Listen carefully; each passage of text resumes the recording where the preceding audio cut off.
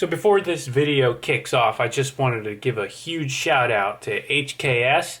The guys over at HKS sent me a cool little gift. They know we love the little Hot Wheels and small cars, and they sent this sweet Civic Type R. You know what they say, right? If it ain't a Type R, it ain't a Type car. But anyway, HKS licensed product from the guys over there. I'm gonna open this up. I just want to show it to you guys and see what we got here. Ooh, look at that, huh? How about that? That is a cool little Honda. I'm not a Honda guy per se, but I can appreciate this type of detail and this type of product. So really cool. You can see the exhaust there on the back. It's got the wing. Got some nice wheels on it, and the HKS branding on it. It's really nice. So this is like I guess you could call it a legendary find in the 64th scale variety. So we'll add this to the collection here. I'll show you. I got a couple of other cool cars that I got last year when I went to Japan. But we'll put this back in the box. The box is cool too, just because it's got HKS all over it, and it's just a real treat. They know the way to my heart over there. But you can see we've got a couple of other really cool little cars. This is a Type RZ RX-7. That's identical to my actual one that I have, the full-size one. Awesome. And then the initial D. These are in the boxes, obviously. So, really cool. I'll take this one out and show it to you guys.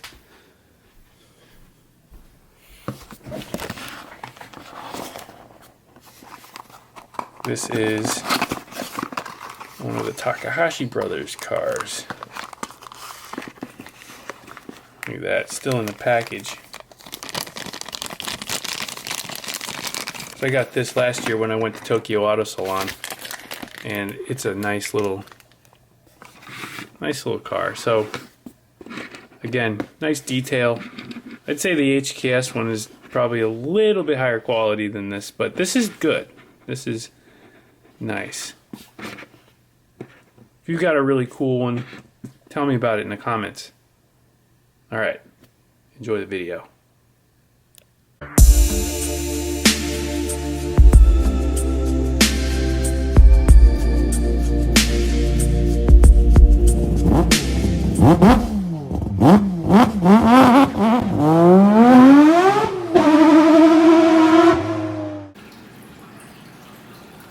Alright, so today we got a fender that we're going to try and put on the Sur Ron, and we're going to see if this works. So I saw it on another bike online. The guy made it work. A couple people have made it work, so we're going to give it a try and see what happens. It attaches inside of the fork, in the bottom of the fork. And I also have a second set of brake pads for the rear that I haven't put in yet. So we're getting rid of the stock rear brake pads now also. And we're going to be putting in this awesome fender. And I got help. Pandora, are you going to help me? Are you going to help me? They're going to help me. Promise. Good work's hard to find, you know? Alright, so I went ahead and mounted it up. This was pretty straightforward. It just went right into the bottom of the fork right there with one screw. Boop. So, no brainer, super easy. It's a two-piece fender, so the back of the fender obviously is not gonna fit. So I didn't even bother trying to put it on there. I guess you could if you really wanted to. You want to get this, but I had another idea. So since I'm not going to use this back piece on the front, maybe I can make like a mud guard for the back here with like a little bracket and just mount it like right there. So I think I'm going to try and do that because that'll keep some of this mud from flinging up onto the shock. I have this right here on it right now, and that honestly might be all it needs, but I have this piece now, so maybe I'll try and make something. Either way, this is gonna keep sand from flying into my face.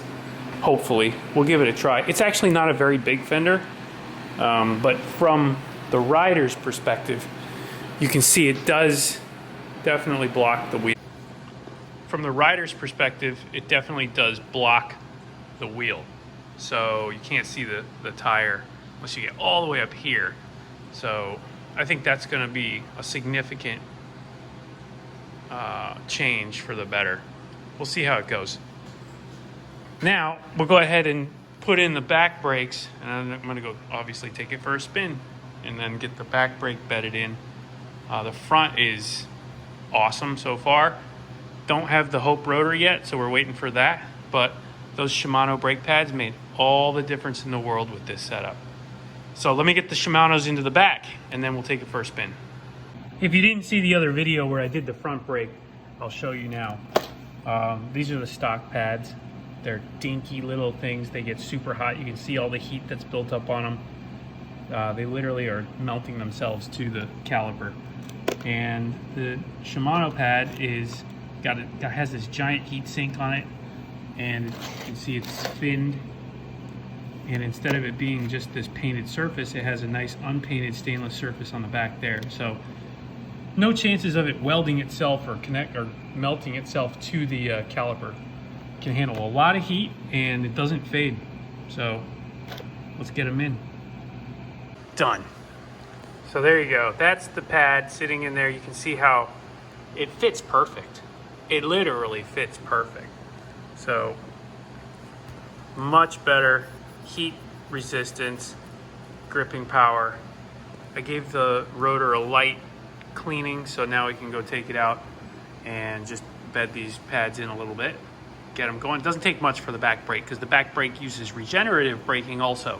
So the back brake doesn't do too much, but for the sake of having a matching set of pads in the front and the back, I went ahead and just put them in. So let's go and take it out now, get those nice and hot. We'll check out that front fender and see if going over any kind of sand or anything still gets in my face. Okay, so I lied. I was able to get that back fender piece on and it fits. So we're good. I'm okay with that back splash guard the way I have it back there. I might make something better later, but this works fine. And this might actually keep some of the flingage off of the controller and stuff. So I'm okay with that. So let's take it out. Trying to run it. All right, so it's dark, but figured I'd still come out here and try it. Got the headlight aimed.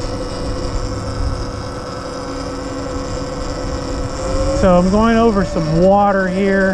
You can see little splashes. I can feel it hitting my back, so I know I'm going over something. But it looks like it's blocking most of the water. Here's a real puddle. Let's get into this. Yeah, it's doing really good. Oh man, my back's all soaked now. But my front's not. And that's a huge, huge improvement. As you can see, at speed, it starts to get a little bad. So I don't think there's any way to stop that besides putting a fender that's all the way down against the tire. I'll have to get into some sand. It's too wet now. I won't do that. But at speed, it doesn't seem to do much in that standing water. That's annoying. And I think it's going to stay annoying. But either way, this isn't bad.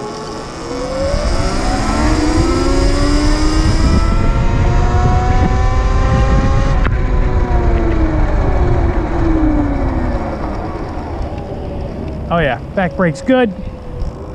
Front brake's good.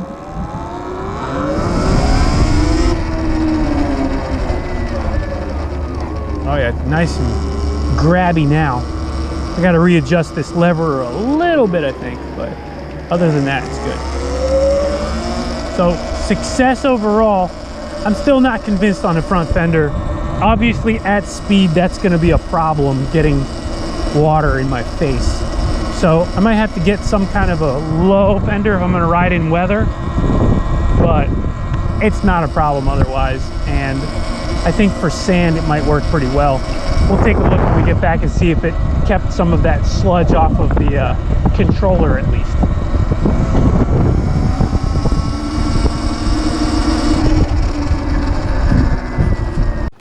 All right, so upon looking at this, there's still plenty of water hitting it.